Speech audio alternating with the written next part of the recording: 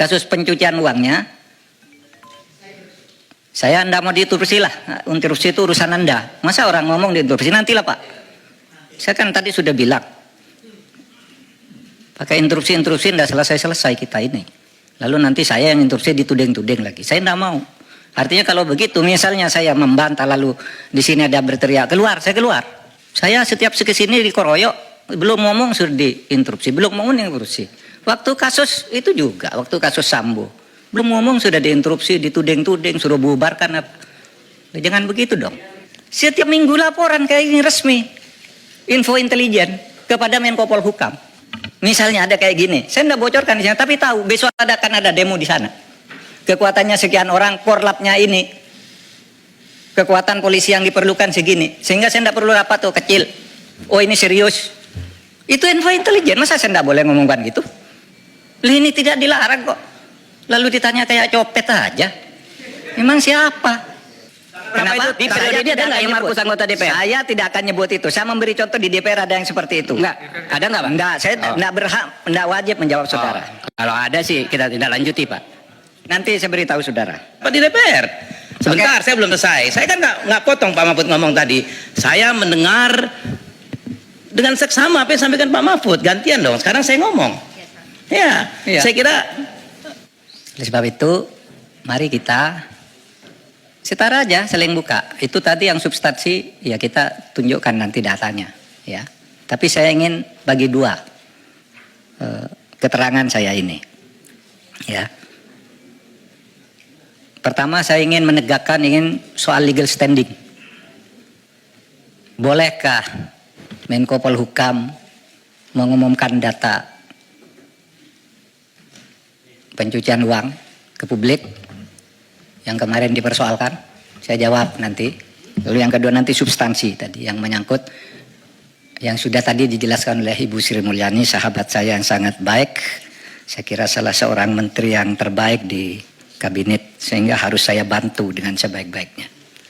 Saudara sekalian, saya mengumumkan kasus itu, saudara, adalah sifatnya agregat.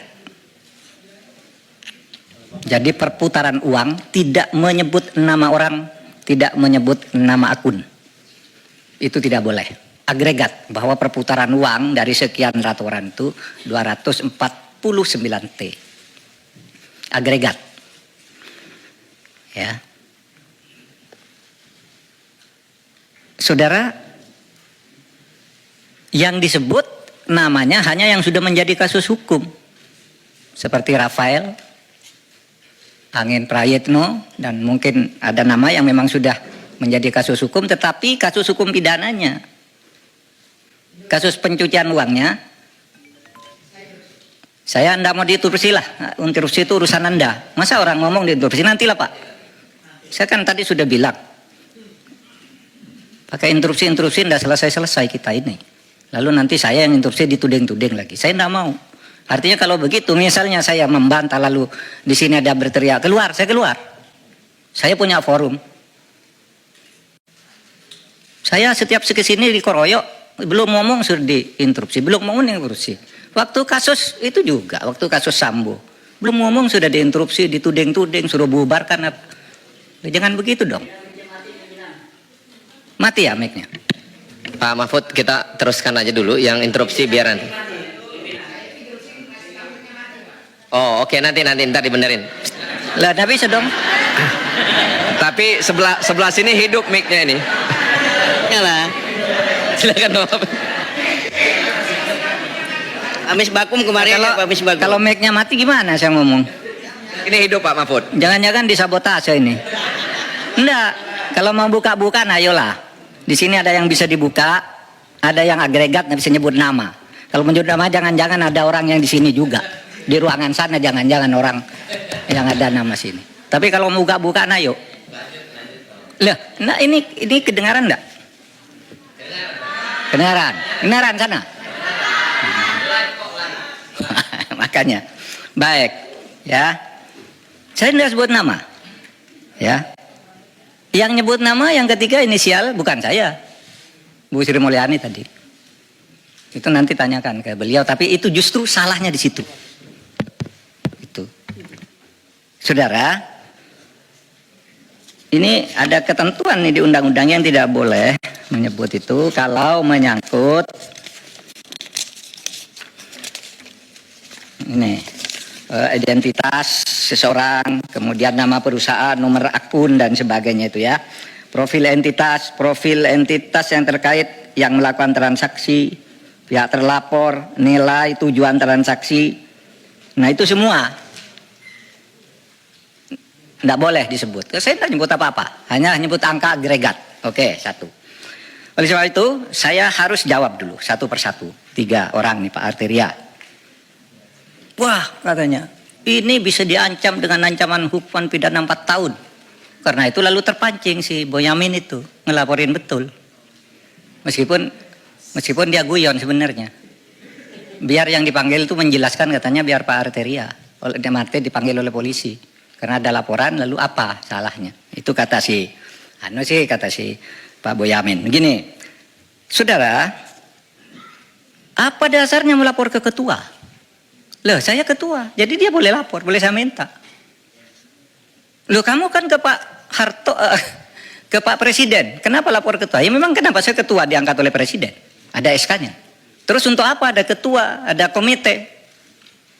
Kalau tidak lapor, kalau saya tidak boleh tahu, itu satu, ya.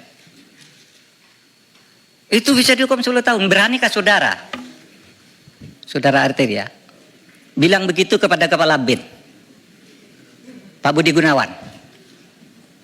Pak Budi Gunawan tuh anak buah langsung presiden.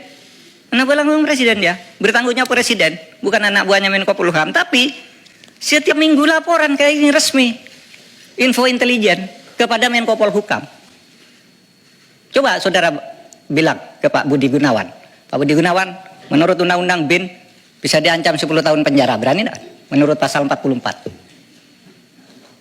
Kan persis yang saudara baca kepada saya. Bahwa kalau menyampaikan ke Menko Polhukam 10 tahun Pak BIN nyampaikan, bukan ke Presiden, tapi ke saya nih. Ini bulan Maret ada nih. Kok terus enggak boleh gimana? Apa gunanya ada? Dan ini penting saudara. Karena apa? Ya. Karena saya bekerja berdasar info intelijen. Misalnya ada kayak gini, saya tidak bocorkan di sana, tapi tahu besok akan ada demo di sana. Kekuatannya sekian orang, korlapnya ini, kekuatan polisi yang diperlukan segini, sehingga saya tidak perlu rapat tuh kecil. Oh ini serius. Itu info intelijen, masa saya tidak boleh ngomongkan gitu? Tiap malam saya dengan Pak Budi Gunawan nih di WA saya nih, info intelijen, Pak besok nampaknya ada demo di sana Pak. Oh iya Pak, sudah itu korlapnya ini. Kekuatannya segini aja Pak, cuma cukup di Polsek, cukup di Polres, atau harus di Mabes. Kalau sudah perlu Mabes, saya undang rapat. Dan itu info intelijen, masa enggak boleh? Lalu mau dihukum 10 tahun Pak Budi Gunawan untuk tugas dia bukan wahan Menko Polhukam, tapi selalu ngelapor resmi malahan kepada saya ya. Nah oleh sebab itu saudara, dan ini sudah lakukan banyak nih, kok saudara baru ribut sekarang nih? Umumkan dan saudara diem aja sejak dulu nih. Kita yang mengumumkan kasus Indosuria, yang sampai sekarang bebas di pengadilan, kita tangkap lagi karena kasusnya banyak. Itu kan PPATK, kok baru ribut soal ini?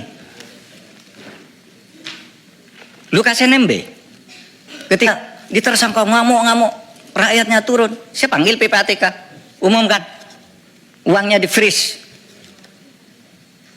Kalau tidak begitu Anda bisa ditangkap dia. Kita tahu dari Mbak Intelkam Polri misalnya, itu gimana di Papua?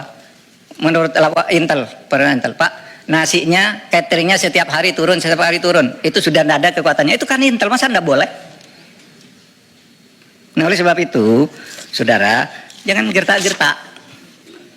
Saya bisa gertak juga saudara, bisa dihukum menghalang-halangi penyidikan penegakan hukum. Iya. Dan ini sudah ada yang dihukum 7 tahun setengah, namanya Fredrik Yunandi. Ya kerja-kerja kayak saudara itu. Orang mau mengungkap, dihantam, dihantam. Ingat kan? Itu. Saya bisa. Saudara menghalang-halangi penegakan hukum. Itu Fredrik Yunandi. Masih ada itu. Saya sama saudara kan kerjanya dengan Februari, melindungi Setia Novanto kan. Nggak boleh dia ini, lalu laporkan orang, sembarang orang dilaporin sama dia. Ya, kita bilang ke KPK itu menghalang-halangi penyidikan, menghalang-halangi penegakan hukum. Tangkap. Jadi jangan main ancam-ancam begitu. Kita nih sama, saudara. Oleh sebab itu, saudara, saya ingin menegaskan itu kepada Pak Arsul. Harap jangan dipotong. Pak Arsul bicara kewenangan. Menurut Perpres kewenangan Polhukam itu A, B, C, D. Tidak berwenang mengumumkan. Loh, saya tanya, apa dilarang mengumumkan? Kalau tidak berwenang, apa dilarang? Kalau di dalam hukum itu sesuatu yang tidak dilarang itu boleh dilakukan. Loh, Anda dari pesantren nih, saya bacakan dalilnya. Wal aslu fil uqudi wal muamalah as-sah hatta yaqumu dalilun alal batalani wa tahrim. Pimpinan, Setiap- izin pimpinan. Boleh bicara? Nanti dulu. Nggak, menurut karena saya biarkan Gini, menjelaskan dulu dong. nanti Boleh nggak gini. bicara? Saya mohon izin ke pimpinan. Boleh nggak saya bicara? Nanti dulu. Oke. Nanti dulu. Silakan. Jadi setiap urusan itu kalau tidak ada larangan, boleh, kecuali sampai timbul hukum yang melarang. Itu pesantren kan? Dalil di pesantren waktu kecil udah menghafal kayak gini. Nanti kalau di dalam hukum umum, saya katakan juga sekarang ke Pak Beni. Pertanyaannya kok seperti polisi. Menko boleh ngomongkan apa enggak? Begini Pak, kalau seperti boleh apa tidak? Begini kalau substansi boleh apa tidak? Jawab ya atau tidak. Kan enggak boleh tanya begitu. Itu. Harus ada konteksnya dong. Sudah bilang boleh. Boleh katanya. Ini yang saya lihat. Kalau boleh sebutkan pasalnya, boleh kok harus ada pasalnya. Kalau boleh itu enggak perlu pasal. Misalnya saya tanya ke Pak Beni, Pak Beni boleh enggak saya ke kamar mandi sekarang? Boleh, mana pasalnya? Enggak ada, karena boleh. Kalau dilarang baru ada pasalnya. Di mana dalilnya? Nah sekarang bukan bahasa Arab, bahasa Latin. Nolum delictum nola punasine previa lege punale. Ini dalam hukum pidana. Tidak ada satu kesalahan, tidak ada sesuatu yang dilarang itu sampai ada undang-undang yang melarang lebih dulu. Ini tidak dilarang kok.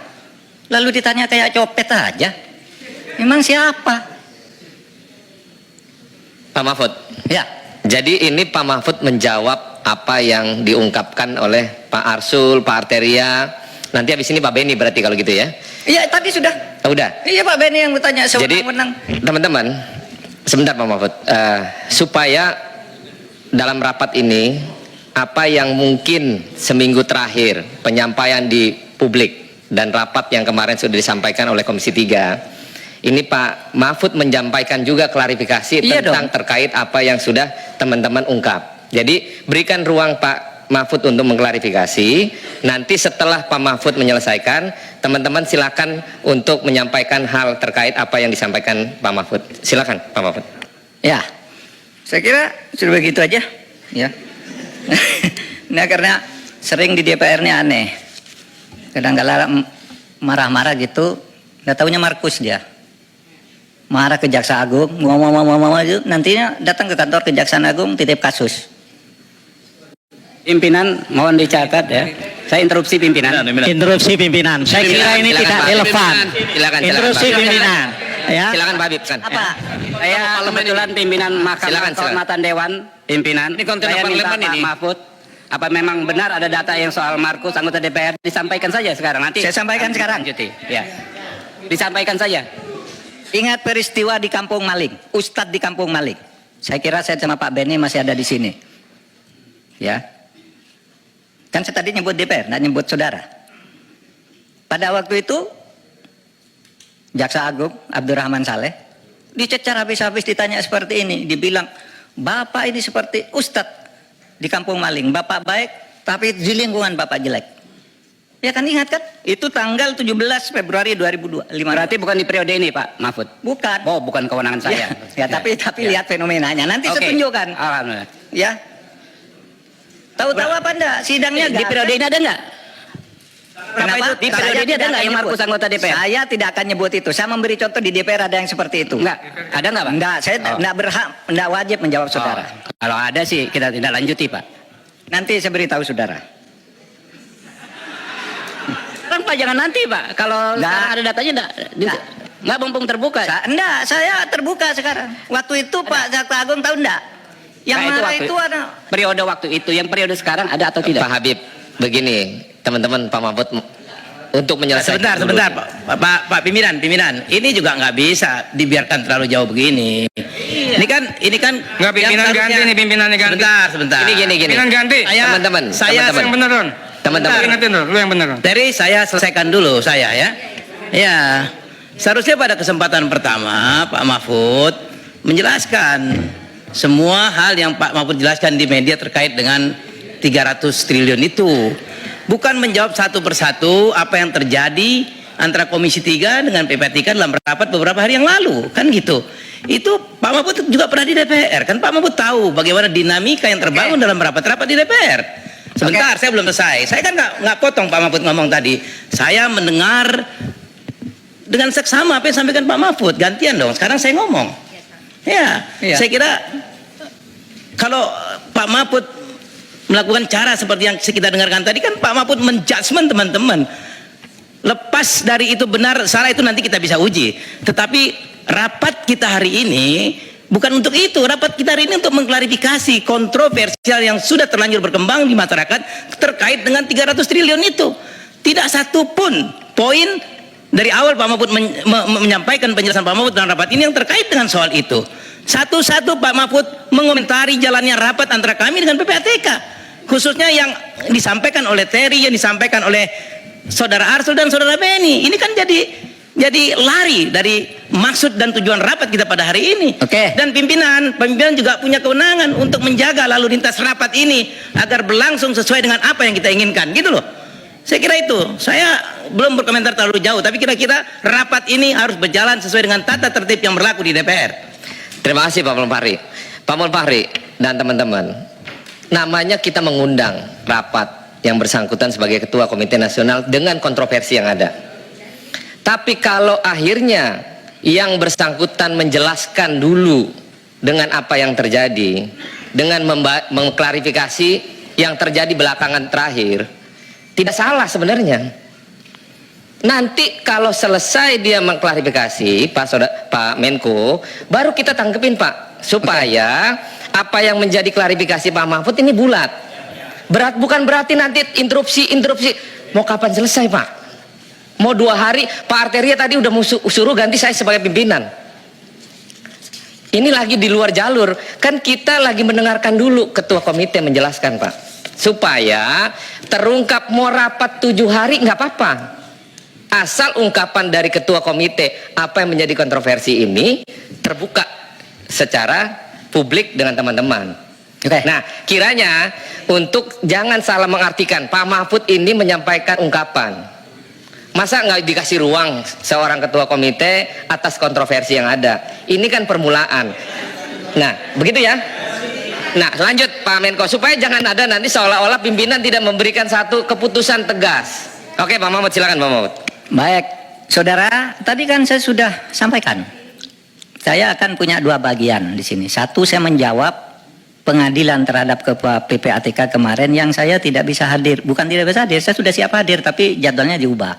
Saya bilang, keterangan saya hari ini akan ada 2 macam. Satu, tentang legal standing, di mana dibilang PPATK tidak boleh melapor ke Menko tidak boleh bicara ke publik. Padahal ini yang selama ini kita gunakan untuk nangkap teroris, untuk koruptor dan sebagainya. Itu saya menjelaskan itu aja. Nah, sekarang mari masuk saudara sekalian. Nah, sekarang ke materinya yang menyangkut penjelasan Ibu Sri Mulyani tadi. Pemerintah Republik, saya baca kalau ini. Pemerintah Republik Indonesia senantiasa berkomitmen untuk mencegah dan memberantas tindak pidana pencucian uang dengan mengoptimalkan koordinasi, kolaborasi dan kerjasama antar kementerian lembaga negara. Oleh karenanya, sebagai amanat pasal 92 ayat 2 Undang-Undang Nomor 8 Tahun 2010 tentang pencegahan dan pemberantasan tindak pidana pencucian uang, Presiden membentuk